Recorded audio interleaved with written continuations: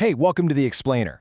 Today we're diving into something you're literally using this very second without even thinking about it. Language. It's this invisible blueprint, right? It builds our thoughts, our relationships, pretty much our whole reality. Okay, so let's jump right in with a question. Picture a parrot, one that can perfectly mimic whatever you say. When it squawks, "Hello, how are you?" Is it really talking, or is it just, a really good impression? Yeah, it's a fun idea to kick around, but that parrot? It's just copying sounds. For us humans, language is just worlds away from that. It's the tool we use to shape our thinking, to share how we feel, and to, build entire civilizations from the ground up. All right, so what is it about our language that makes it this incredible, uniquely human superpower? Let's get into it.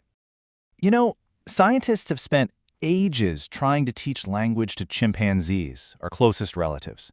And the result? Well, they can pick up some basic signs, sure, but they can't really create brand new ideas out of thin air. We can. See, our language isn't just a list of signals. It's this endless, symbolic system that actually creates culture. So how on earth do we get so good at this? I mean, the way we learn language is so incredible, some people call it the acquisition miracle. Okay, get ready for this, because this number is absolutely wild. The average preschooler learns 7, that's right, 7 new words every single day. Think about that. That's not just learning, that's a superpower in action. And the source material really hits the nail on the head with this metaphor. They say kids this age are like sponges. And it's so true, right? They're not just hearing words. They are absorbing the entire system, the sounds, the meanings, the grammar, at a speed that's just mind-blown. So this amazing ability brings up one of the biggest debates out there. How do we do it? Are we born with a kind of language instruction manual in our brains? Or do we have to learn it all from scratch, just by listening to everyone around us? Okay, so there are basically 3 big schools of thought on this. The innatist theory says, hey, we're born with the rules of language already wired in. The behaviorist theory says, nope, we learn it all through imitation and practice. And then the interactionist view kind of brings them together and says it's a mix of both. So, who wins the debate? Well, it kind of looks like they all have a point. The general thinking now is that we're born with the hardware for language, but it's our environment, our families, our communities, that installs the software. That raw potential is there, but it can only be unlocked if we hear and use language right from the very beginning. Okay, so speaking is one thing, but then there's this whole other level, right? What happens when we try to take those spoken sounds and capture them with symbols on a page? Let's talk about that giant leap to reading. All right, take a look at this sentence. The goat ran across the field. Simple enough, right? You can read it, you get it, you can even picture it in your head. No problem. Okay, now how about this one? The sleep jumped on the ghost. We know all the words, but the sentence itself is just gibberish. We can say the words, but we can't make any real meaning out of them. And last one, check this out. The gabbin finished the race before the zaboon. Now this is where it gets really interesting. You can read that out loud perfectly. You could even answer a question like, who finished first? Easy, the gabbin. But what on earth is a gabbin or a zaboon? We have no clue what it actually means.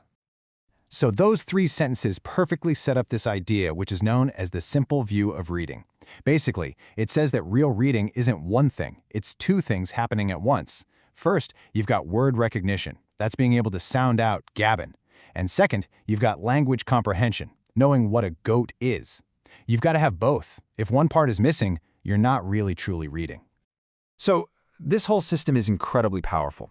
But, it can also be pretty fragile. What happens when that connection between words and meaning gets broken? Let's take a quick look at language disorders. A common one you've probably heard of is dyslexia, and it's so important to get this straight. Dyslexia has absolutely nothing to do with how smart someone is. It's just a different way the brain processes written language. One of the classic early signs can be mixing up letters that are mirror images of each other, like B and D.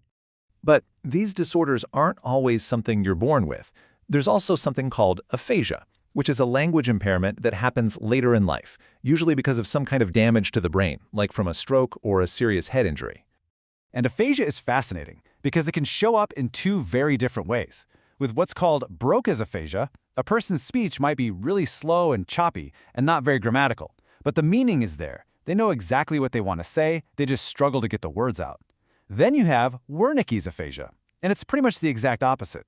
The words flow out effortlessly, perfectly fluent, but they're often all jumbled up into what some people call a word salad. It sounds like language, but it's semantically empty. It doesn't make any sense. Okay, so we've looked at how language works inside our heads. For this last part, let's zoom way out and look at how it shapes our entire world, how it acts as a kind of cultural blueprint.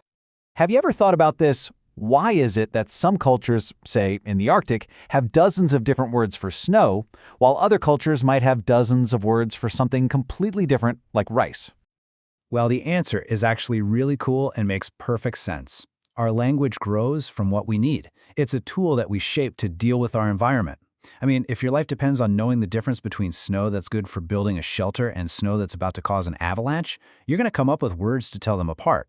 Your language literally becomes a map of what matters to your culture. So, let's wrap this all up. What are the big ideas to take away from this? First, remember that language isn't just for talking. It's how we think and feel.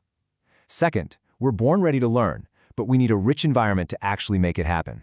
Third, real reading is a two-part deal. You have to recognize the words and understand what they mean. And finally, our language is a living blueprint of our culture, shaped by the world around us. And I want to leave you with one last thing to chew on, a quote from the source material. We think what we talk what we think. It's this incredible feedback loop, isn't it? So the question for you is, which one do you think is driving the bus? Our thoughts or our words? Thanks for joining us for this explainer.